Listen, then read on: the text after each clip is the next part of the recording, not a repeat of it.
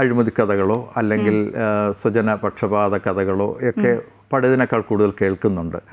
അത് ഒഴിവാക്കി കഴിഞ്ഞാൽ തീർച്ചയായിട്ടും ജനങ്ങൾ ഒരിക്കലും ഇത് തുടർഭരണം വേണ്ട എന്ന് ചിന്തിക്കില്ല എന്നാണ് ഞാൻ വിചാരിക്കുന്നത്. കാരണം പക്ഷേ ഇപ്പോൾ സംഭവിക്കുന്നത് സമൂഹത്തിൽ നടക്കുന്ന പല കാര്യങ്ങളും ജനങ്ങൾക്ക് ബോധ്യപ്പെടുന്നില്ല. ഏറ്റവും നല്ലൊരു ഉദാഹരണം എന്ന് പറഞ്ഞാൽ ഒരു MLA ആയിരുന്ന ഒരാൾ ഒരു കള്ള കേസിൽ കൊള്ളയടിച്ചു എന്നുള്ള കേസിൽ ജയിലിൽ കിടക്കുന്നു. അദ്ദേഹത്തിന് നടപടി എടുത്തിട്ടില്ല. അപ്പോൾ ഇത് ഒരു സാധാരണ ഇപ്പോൾ ഞാനൊക്കെ അഭിമുഖീകരിക്കുന്ന ചോദ്യങ്ങളാണ്. അതുകൊണ്ടാണ് ഞാനിതിപ്പോൾ പറയുന്നത്.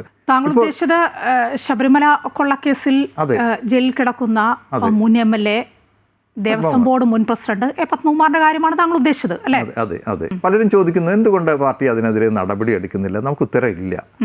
കാരണം നമ്മളിപ്പോൾ മാങ്കൂട്ടത്തിനെതിരായിട്ട് ഒരു ചെറിയ കേസ് വന്നപ്പോൾ ഒരുപാട് പ്രക്ഷോഭം നമ്മളുണ്ടാക്കി. അയാൾക്ക് എതിരെ വന്ന കേസുകളെ പോലെ ഇപ്പുറത്തുമുണ്ട്. പക്ഷെ നമ്മൾ എത്രമാത്രം നടപടി എടുത്തു എന്നുള്ള ചോദ്യം പലരും എന്നോട് ചോദിച്ചിട്ടുണ്ട്.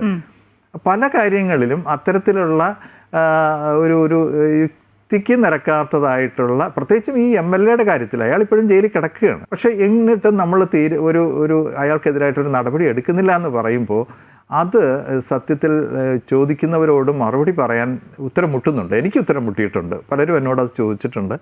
എനിക്ക് ഉത്തരം മുട്ടിയിട്ടുണ്ട്. എന്തുകൊണ്ട് അത് നടപടി എടുത്തില്ല? കാരണം നടപടി എടുക്കേണ്ടതായിരുന്നു എന്നുള്ള പക്ഷത്താണ് ഞാൻ നിൽക്കുന്നത്. അപ്പോൾ ഇത്തരം ഒരു ചിന്തിക്കുന്ന ഒരുപാട് പേരുണ്ട്. അവരൊന്നും പബ്ലിക്കായിട്ട് വന്ന് ചോദിച്ചു എന്നൊന്നും വരില്ല. അവർ പാർട്ടിയോട് നേരിടാനോ അല്ലെങ്കിൽ എതിർക്കാനോ ഒന്നും അവർ വരില്ല. പക്ഷെ അവർ ചെയ്യുന്നത് വലിയ അപകടകരമായ ഒരു കാര്യമാണ്. അവർ ഇലക്ഷൻ സമയത്ത് അവരുടെ ഇത്തരം അമർഷങ്ങൾ രേഖപ്പെടുത്താൻ സാധ്യതയുണ്ട്. ഏതായാലും പത്മകുമാറിന് ഇനിയിപ്പോൾ അധികം നാളകത്ത് കിടക്കേണ്ടി വരുമെന്ന് തോന്നുന്നില്ല. കുറ്റപത്രമായിട്ടില്ല. സ്വാഭാവിക ജാമ്യത്തിനുള്ള സമയമൊക്കെയായി. 90 ദിവസം കഴിഞ്ഞാൽ അതാണല്ലോ നമ്മുടെ രീതി, അങ്ങനെയാണല്ലോ ഭരണരീതി, അങ്ങനെയാണ്. അതിനുള്ള എന്തായാലും SIT ഒരു കുറ്റപത്രം സമർപ്പിക്കില്ല. പക്ഷെ ജനത്തിനത് കൃത്യമായി ബോധ്യപ്പെടുന്നില്ല എന്നുള്ള ഈ 10 വർഷം എന്ന് പറയുന്നത് 10 വർഷത്തെ ഭരണകാലം നമ്മൾ ആദ്യമായിട്ടാണ് അങ്ങനെ അടുപ്പിച്ച് ഒരു ഭരണം കാണുന്നത്. വലിയ മാറ്റങ്ങൾ കൊണ്ടുവരേണ്ട ഒരു കാലമാണ്. വലിയ മാറ്റങ്ങളൊക്കെ വന്നു എന്ന് പറയുന്നുണ്ട്. എങ്കിലും അങ്ങനെ ഒന്നും ഉണ്ടായോ? നമുക്ക് വേണ്ട കാര്യങ്ങൾ കൊണ്ടുവരാൻ നമ്മുടെ ഭരണാധികാരികൾക്ക് കഴിഞ്ഞോ? ഇതിനു മുമ്പുള്ള ഭരണത്തിൽ മറ്റ് ഭരണങ്ങളിൽ നടന്ന അഴിമതികളും പാലം തകർന്നു വീഴുന്നതും ഒക്കെ നമ്മുടെ മുന്നിലുണ്ട്. ഒരുപാട് അപകടങ്ങളും ഒരുപാട് കൈക്കൂലി മേടിച്ചതും അഴുക്ക് പുരണ്ട ഒരു കാലം നമുക്ക് മുന്നിലുണ്ടായിരുന്നു. അത് കഴിഞ്ഞിട്ടാണ് ജനം അതിൽ നിന്ന് ആശ്വാസത്തിനാണ് ഇടതുപക്ഷത്തിലേക്ക് വരുന്നത്.